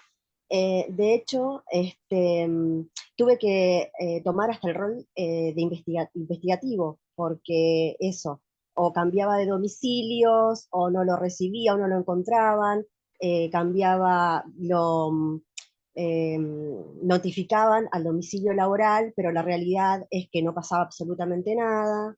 Eso, tuve que tomar hasta el rol investigativo para ver dónde vivía, dónde estaba, de qué trabajaba. Eh, Fue muy, digamos, hasta el día de hoy que no tengo no obtuve ninguna respuesta, es complejo. Como un dato más, el 70% de las mujeres que completaron la encuesta nos dijeron que no estaba conforme, no estaba para nada conforme con el resultado del proceso. O sea, que lo que le pasó a Buenas, Cintia es algo que le pasa a la comparto, mayoría. comparto la vida de esa señora porque yo llevo 27 años desde el año 98 esperando. Tengo una sentencia judicial que tendría que pagarme por mis 3 hijos, nunca la pagó. eh, y nadie te da respuesta. Entonces llegas a la conclusión que los derechos del niño no existen, porque mis hijos fueron privados de muchas cosas, no accedieron a muchas cosas por un Estado que no me acompañó. Esa es la verdad. Entonces, da mucha bronca, mucha impotencia. Soy una de las que no fue encuestada, así que se sumaría un puntito más a esa encuesta de que también la justicia no amparó a mis hijos. Hoy ya están todos casados, todos con su familia, pero de niños pasaron necesidades a causa de la falta de justicia para ellos. Y también para mí, porque me tuve que romper en 1000 pedazos para llegar. Bueno, sumo a lo que nos contaba Adriana, que una frase que me quedó así grabada de la investigación fue un juez que nos entrevistamos y nos dijo, no, lo más difícil es que paguen una vez que hay sentencia. Entonces cuando nos dijo eso, a mí se me cayó el mundo. ¿Por qué le estamos diciendo a las mujeres que vayan y litiguen y finalmente sabemos que la estamos mandando a un callejón sin salida? No estamos haciendo nada, porque también lo más interesante fue que una vez que empezamos a presentar los resultados del informe, por supuesto generamos mesas de trabajo con Poder Judicial, con la Corte Suprema, nunca nadie nos dijo esto no es así. Todos estaban de acuerdo con que el diagnóstico era certero, o sea, que esto no funcionaba, que teníamos todos estos problemas, o sea, nunca nos vino a decir alguien, che, no, esto que están diciendo ustedes no es así, no funciona de esta manera, esto anda bien, nadie. Todos reconociendo que teníamos este problema, pero sin embargo, nadie llevando adelante ninguna acción para que esto se transformara. Eso también me dejó muy impactada, ¿no? Una naturalización social del abandono parental, porque finalmente ahí está, en el fondo lo que está es esto, ¿no? Otra cosa que descubrimos que estaba en el fondo de la cuestión es que se asocia el pago de la obligación alimentaria al pago de una multa o un impuesto, no una cuestión de corresponsabilidad de los cuidados. Y esto es muy interesante desde 2 puntos de vista. Primero, en nuestro país está digamos, no hay un reproche social por la falta de pago de impuestos. De hecho, está bien visto, ¿viste? Sos revivo si no pagas los impuestos. Entonces, de esta manera, después, esa viveza criolla, argentina y natural que tenemos se derrama sobre el incumplimiento de la obligación alimentaria. Nadie lo ve como un problema. Dicen, bueno, es una cuestión de viveza y, de hecho, hay todo un sistema que se va acomodando para ayudarlo. Por ejemplo, los empleadores, que muchas veces le pagan un determinado sueldo registrado a las personas, y cuando vienen los varones que están con el tema de la demanda de cuota alimentaria, ven y le dicen al empleador, che, ¿no me podés en negro, en forma no registrada, aparte del salario, así no me sacan lo de la obligación alimentaria? Y ahí los empleadores siendo cómplices del incumplimiento, o sea que vamos viendo que es algo mucho más complejo. Y después, otra cosa que nos hace dar cuenta de cómo también el Poder Judicial avala esta visión de que el pago de la cuota alimentaria es similar al pago de una multa o un impuesto, es que muchas veces se dice que, esto quizás lo han escuchado, no se puede, digamos, embargar, o que solamente se puede embargar hasta cierto porcentaje del salario del padre, porque si no es confiscatorio. Esto es muy interesante porque el principio de no confiscatoriedad, o sea que es más o menos está alrededor del 35% del salario, es un principio del derecho tributario. O sea, fue un principio que se estableció en el derecho tributario para evitar que el Estado, cuando va a cobrar tributos, impuestos y tasas, avance sobre el patrimonio de las mujeres, de las personas, digo. Pero en algún punto parece ridículo que se establezca un principio de no confiscatoriedad respecto de un hijo hacia un padre. Sobre todo si tenemos en cuenta que cuando vemos los datos, las mujeres que se quedan con los hijos están poniendo el 100% de su tiempo, no solo el 100% de su salario, sino mucho más porque se están endeudando justamente para cubrir el cuidado. Pero cuando lo vemos del otro lado se dice, bueno, no, hay que proteger el salario de los padres porque si no eso puede llegar a ser confiscatorio. Creo que Karina Pakenbuch había levantado la mano, ¿puede ser? Hola, ¿se escucha? Y después de Karina ya paso, hay un montón de comentarios en el chat, paso a los comentarios del chat. Hola, ¿qué tal? Buenas tardes. ¿Qué- Sí, yo quería aportar también lo que estaba diciendo justo, tocó el tema de que los mismos empleadores también, cuando se consigue una sentencia favorable, se ponen de acuerdo con el empleado y le dicen, bueno, mira, con el demandado, con el alimentante, y le dicen, bueno, mira, te pongo en negro, sí, y después es incobrable. Es increíble, la verdad, no hay conciencia de que los alimentos son realmente para los niños. Es un castigo permanente, un hostigamiento permanente que las mujeres sufren. Y yo lo que veo también, que los letrados se ponen del lado del alimentante y a veces en las audiencias te dicen, y bueno, si tiene que comer arroz, que coma polenta. Y yo digo, pero ¿cómo va a decir eso? No estamos en una demanda laboral, en un juicio laboral que uno la pelea. Estamos hablando de niños. Es muy duro. Yo creo que hasta que no haya conciencia social, no, esto no va a cambiar nunca. Es algo permanente. Yo lo sufrí con mi hijo. Mi hijo tiene 32 años y del papá nunca recibí una leche. Y digo, bueno, ¿qué voy a renegar con él? No, así que bueno, pero es permanente, es sufrir. La mujer sufre muchísimo porque el hijo es el que no tiene ni para la leche, ni para los medicamentos, ni siquiera la escolaridad del padre, es como que se desliga totalmente. Es increíble, la verdad que sí. Necesitamos más conciencia social.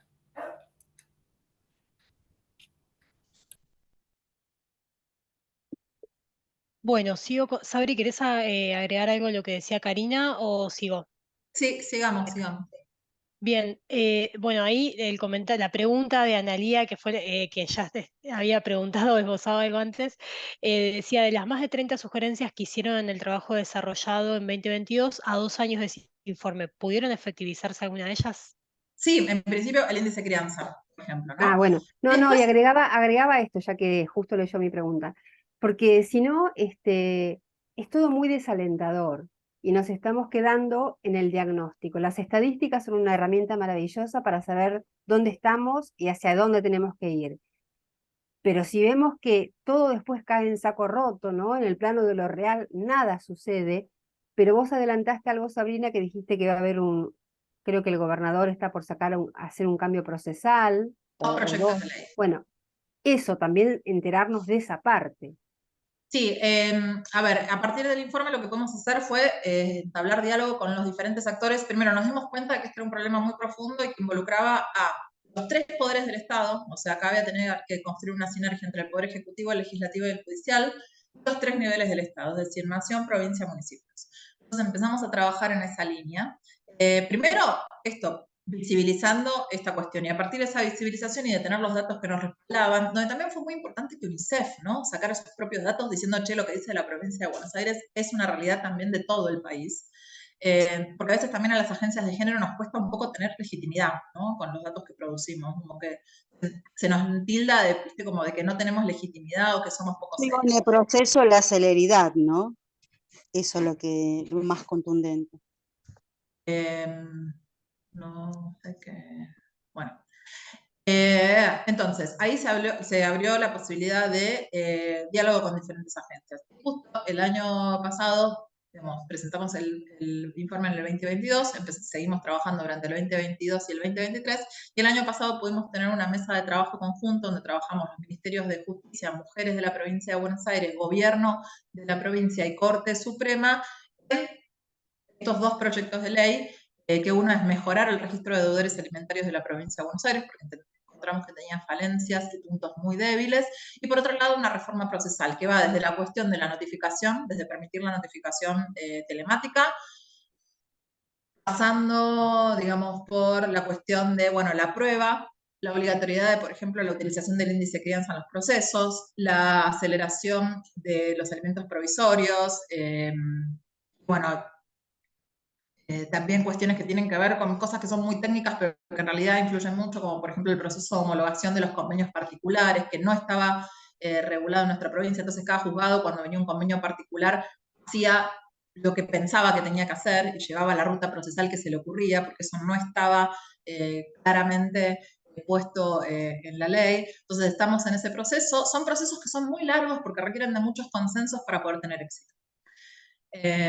Bueno, nosotras pudimos construir estos consensos. Yo valoro mucho esas mesas de trabajo porque fueron muy interesantes. Es muy interesante cuando podemos coincidir en un diagnóstico y en una ruta de acción entre los tres poderes, ¿no? Que a veces en nuestro país no es algo que desde la institucionalidad veamos con mucha frecuencia.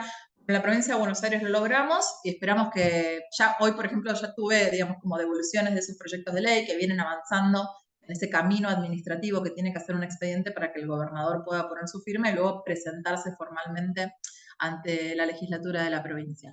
Pero también ahora estamos en otro proceso, por ejemplo, la construcción del índice de crianza de la provincia de Buenos Aires, porque como yo les decía, este está en el plan estadístico de la Argentina hasta 2025, y como vienen las cosas, creemos que no va a estar en el plan estadístico más allá de 2025. Entonces es importante generar esto desde la provincia de Buenos Aires. Bueno, y también establecer los acuerdos. Acá también lo que tenemos problemas legales, que hay que hacer reforma legal, pero sobre todas las cosas tenemos un profundo problema de aplicación de la ley por parte del Poder Judicial.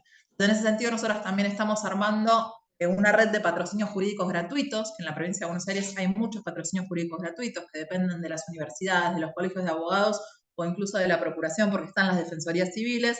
También tenemos ahora un proyecto que vamos a lanzar este año, porque todo esto lleva trabajo, ¿no? Lanzar todo, digamos, con muchas etapas previas de laburo en conjunto, sobre todo cuando vos querés trabajar con diferentes agencias del Estado, instalar mejor capacidad a la hora del litigio, mientras paralelamente queremos trabajar con la Corte para que haya directivas, resoluciones, ¿no? Acordadas, que se llaman, en el caso de la Corte, que sirvan para dinamizar estos procesos. Y seguimos investigando, porque también, digamos, otra cosa que vamos a desarrollar durante este año son dos proyectos nuevos de investigación sobre el tema. Uno es la cuestión penal.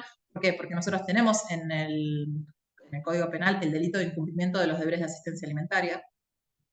No sabemos cómo se aplica, no sabemos si se está aplicando, qué está pasando, así que vamos a investigar sobre esa cuestión. Es un derecho, digamos, en el Código Penal está desde la década del 50, el incumplimiento de las obligaciones, digamos, familiares. Pero bueno, vamos a ver qué es lo que está pasando. Y también estamos empezando a colaborar con UNICEF en otro proyecto de investigación, en este caso sobre las sentencias de la provincia de Buenos Aires. O sea, qué es lo que están diciendo las sentencias sobre alimentos.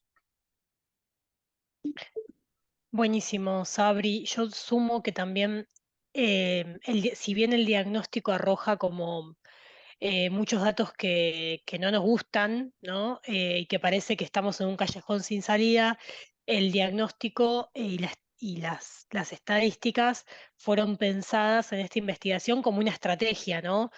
Tener un diagnóstico fue lo que permitió después motorizar todo esto que Sabri contó recién, ¿no? Ir tocando puertas y decir, bueno, che, esto tiene que ser modificado y tiene que ser pensado por los tres poderes.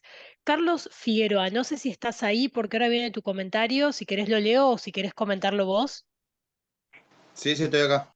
Dale, vas vos entonces. Yo ahora estoy escuchando un montón de comentarios, en algunos me adhiero y en otros voy a hacer una crítica reflexiva, en la cual a partir del año 2015, a raíz de la modificación del Código Civil y Comercial de la Nación, dio un giro bastante importante en cuanto a las obligaciones paterno-filiales. Hay que ver a veces el vaso medio lleno y no siempre el vaso medio vacío. Si bien no se logró a la perfección en un montón de cuestiones, pero sí se adelantó en ciertas problemáticas.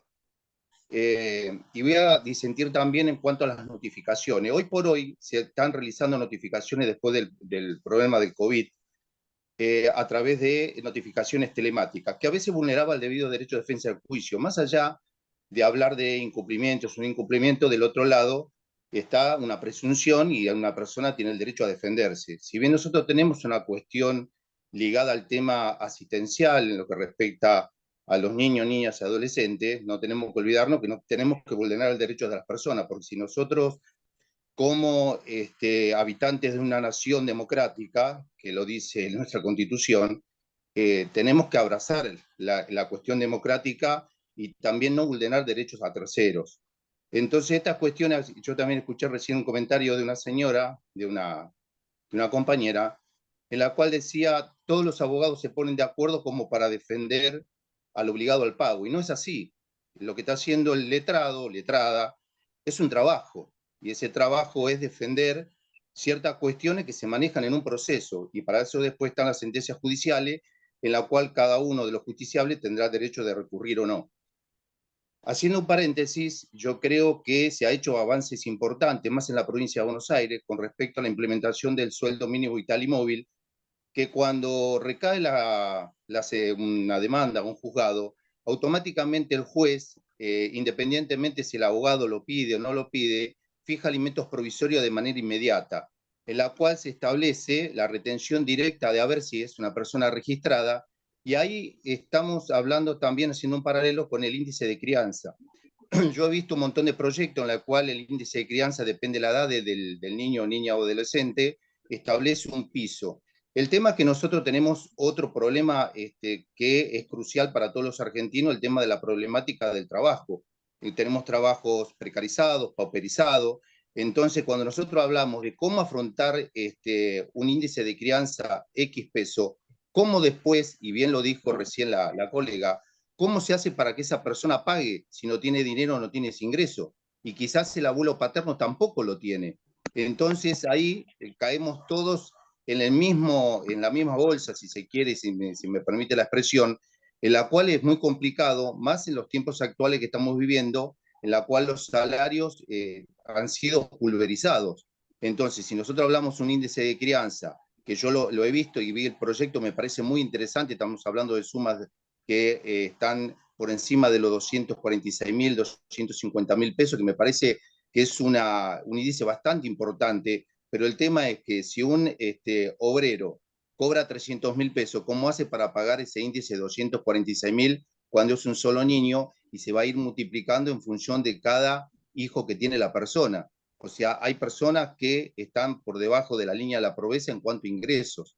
Entonces, la problemática es aún mayor, por eso cuando hoy hablamos del tema de cómo abordar este tipo de problemática, tenemos leyes que son innovadoras, leyes que son de avanzada, pero después, ¿cómo hacemos cumplir la sentencia? Que yo escuchaba ahí a compañera que decía que tenían 22 y 27 años de sentencia que estaban en el arcón de los recuerdos y no la pueden hacer cumplimentar. Entonces, esa es una de las cuestiones que a veces desde el Estado se debe dar una respuesta, pero en todo sentido, que abarque los 360 grados y no solamente una cuestión parcelada, ¿no? Porque lo único que hace es que la gente, o sea, el justiciable cuando va a pedir en una demanda, que va a pugnar por sus derechos, va a pujar por sus derechos, encuentre una respuesta y que después esa sentencia se pueda cumplir. Porque si no se puede cumplir, es un gran problema porque, y volvemos a lo mismo, las madres o el progenitor conviviente, para hablar con propiedad, es revictimizado porque no puede cobrar una sentencia y volvemos a lo mismo. Hoy yo creo que hay menos empleadores que tienen cierta connivencia con el obligado al pago y lo sacan de su lista, si se quiere, de empleado registrado para pasarlo a empleado no registrado. ¿Por qué? Porque hoy hay un control aún mayor de años, y que me parece con muy buen tino, en cuanto a estar detrás de los empleadores en función de esta cuestión de empleados o empleadores, si se quiere, que tienen cierta connivencia con el empleado, ¿no? Por eso yo creo que hay que mirar a veces el vaso medio lleno y no tanto el vaso medio vacío. Yo sé que hay muchas mujeres que están en una situación bastante complicada con el tema de poder llevar adelante la crianza de sus hijos, porque hay padres muy ausentes y como bien dijeron por ahí, no se limita solamente al pago de una cuota alimentaria, sino también compartir con el hijo la crianza, porque después ese chico, la ausencia del padre no lo recupera, no lo va a recuperar nunca más. Y a veces esas cuestiones hacen que replique a futuro sobre sus hijos, que también es una cuestión que por ahí nosotros no la manejamos a corto plazo, pero sí después esos chicos cuando son adultos lo pagan a largo plazo. Eso solamente. Bueno, me parece muy interesante lo que trae Carlos, y ahí nosotros también, digamos, buscamos en la estadística, y nos dimos cuenta que el incumplimiento alimentario no está, digamos, relacionado con no tener dinero, ¿no? O falta de trabajo.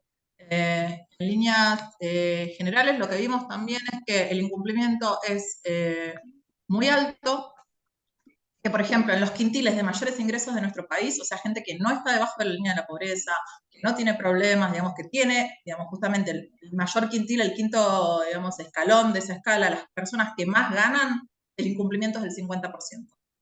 Ahí nos damos cuenta de que no tiene que ver necesariamente con una cuestión de tener o no tener, digamos, los medios económicos para pagar. Y ahí vemos que tenemos un problema que es cultural. No tiene que ver solamente con poseer esos medios, digamos, para pagar, sino con las creencias que existen y con la tolerancia social tan difundida al incumplimiento. Porque si no, no tendríamos un incumplimiento del 70% en general y del 50% dentro de las personas que mayor nivel de ingreso económico tienen en nuestro país, digamos, como una primera cosa. Pues como una segunda cosa, vos hablabas de la cuestión del derecho a defensa. Esta es una pregunta que nos hicimos, por eso trabajamos este proyecto junto con la Corte Suprema de Justicia y junto con el Ministerio de Justicia. Y no te preocupes que están muy bien claros los pasos para que ese derecho a la defensa no sea vulnerado de ninguna manera, porque nos interesa justamente que el derecho a defensa exista y se puedan llevar adelante esas defensas, pero nunca una cuestión ritual, como puede ser una notificación, cuando vemos además qué fácil que es saltearse la notificación, pueda ir en contra del derecho de los niños, niñas y adolescentes. Entonces establecimos muy claramente cuáles son los pasos de esa notificación telemática para que sea válida y no pueda ser, digamos, tachada de inconstitucional por no respetar el derecho a la defensa de las personas. Pues coincido plenamente con vos. Discúlpame, te puedo hacer una pequeña acotación y discúlpame que te interrumpa, ¿no? Vos sabés que nos tocó abordar una notificación en la cual la mamá le hace la notificación al padre a un domicilio inexistente, en la cual eso no te preocupes, habían... está abordado porque ahí vos lo que tenés es la responsabilidad, digamos, es como cuando habilitás días y horas. Ahí empieza a correr la responsabilidad por parte de la persona que puso un domicilio inexistente. Así que en ese sentido nuestro código, digamos, ya lo resuelve. Y para cerrar, no, pero otro tema... pero ¿sabés cuál es lo más relevante de esto? Que tuvo una sentencia a favor la señora. Eso es lo más relevante. Entonces, ahí se vulnera el derecho de defensa. Lo entiendo si bien, perfectamente y es una preocupación que digo que tuvimos con la Corte Suprema y con el Ministerio de Justicia y que elaboramos los pasos para garantizar justamente para después poder tener sentencias que sean ejecutables y que no sean tratadas de nulas el resultado porque hubo un vicio en la notificación. Establecimos con mucha, digamos, precisión cuáles son los pasos para verificar justamente, por ejemplo, que es un determinado teléfono celular sea efectivamente de la persona, porque además hoy en día eso está registrado. Digamos, se puede acceder a los registros donde los teléfonos celulares están registrados. Y por último, quería decir que coincido en que el Código Civil de la Nación desde el 2015 ha presentado avances, sin embargo, muchos de esos avances no han tenido un reflejo en los códigos procesales. Entonces, también en algún punto, como para acortar esa brecha entre lo que dice nuestro código de fondo, nos vemos en la obligación de ajustar los códigos procesales. Por ejemplo, con la cuestión de la homologación de los convenios, que es toda una novedad, que vino a partir del 2015, en la mayoría de los casos los convenios no se homologan, o sea, las personas firman el convenio, se quedan con eso, y después empieza todo un derrotero respecto a la ejecución, a la posibilidad de ejecutar esos convenios, que hoy en día, por ejemplo, no está saldado. Sí, la jurisprudencia ha construido algunos criterios, pero no es algo universal. Y justamente nosotros queremos plasmarlo en la ley para que ya no haya, digamos, dudas de cuál es ese camino adecuado y que sea uniforme para todas las personas y no de repente por la puerta que entras es un resultado y si te tocó el juzgado por sorteo de la puerta de al lado tenés otro resultado. Sol, no sé si queremos seguir. Sí, hago un comentario sobre los comentarios del chat, ya para ir cerrando. La mayoría fueron comentarios que tenían que ver con lo que se estaba diciendo en ese momento, por eso no los voy a leer, pero sí muchas compañeras que desconocían qué pasaba después de que se obtenga una sentencia, ¿no? Que pensaban que había un cumplimiento después de obtener una sentencia judicial, y después, bueno, compañeras que dicen que no es un dato menor que el gobierno de la provincia de Buenos Aires esté pensando un proyecto de ley en este contexto político, ¿no? De la importancia de eso, y otra compañera que habla de también la importancia de incorporar estos temas en la ESI, ¿no? Porque y ahí hay un tema fundamental que tiene que ver con la adolescencia y cómo los y las adolescentes pueden trabajarlo, porque como decía Sabrina, es un tema que es profundamente cultural, ¿no? Y que está permitido socialmente. Bueno, siendo casi 10, estábamos acá, no cayó la cantidad de participantes, porque estábamos todos muy metidos y metidas con el tema, Sabri, con la exposición. Si no hay nada más, ya para ir cerrando, que nos pasamos un poquito de tiempo, Sabri, te agradecemos un montón la presencia y bueno, todo lo que nos compartiste, creo que nos sirve un montón como cierre de este curso para tocar todos los temas que fuimos viendo y también abrir otros que vienen después, entiendo que tienen que ver con pensar las masculinidades, ¿no? Con pensar las violencias, porque el incumplimiento de la obligación alimentaria también es una forma de violencia económica hacia las mujeres porque cercena su capacidad de autonomía, ¿no? Sabri hablaba del endeudamiento, por ejemplo. Voy tirando títulos para los cursos que siguen, pero me parece que este tema nos ayuda a cerrar y a ejemplificar muchos de los temas, conceptos, ideas que vimos y también a preguntarnos por otros que van a venir. Bueno, gracias, súper interesante, a seguir profundizando en el tema, dice Desiree. Bueno, una genia Sabri, bueno, muchas gracias. Bueno, un placer haber compartido con ustedes este recorrido del módulo 4 y agradecerles obviamente a ustedes también y a la organización de las compañeras de la universidad que estuvieron acá al pie del cañón todas las clases. Y bueno, les voy a dejar el informe y el video lo tienen en la clase asincrónica de esta semana que la colgué el lunes.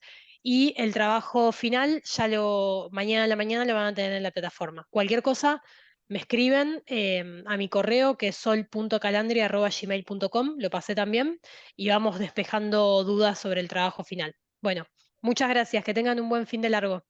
Gracias. Muchas gracias, buen fin de Para semana. todos, antes de que Gracias. todos se vayan, Que estés dejen bien. el link una vez más de la asistencia por si a alguno se le perdió el link. Y por otro lado, recordarles, como dije al principio de la clase, por si no estaban todos y todas, que la semana que viene no va a haber clase sincrónica para poder finalizar con el trabajo final de eh, de esta etapa, que es la número 4 y se entrega en el día 8 de abril. Así que nada, eso. Adiós. Nos vemos. Gracias.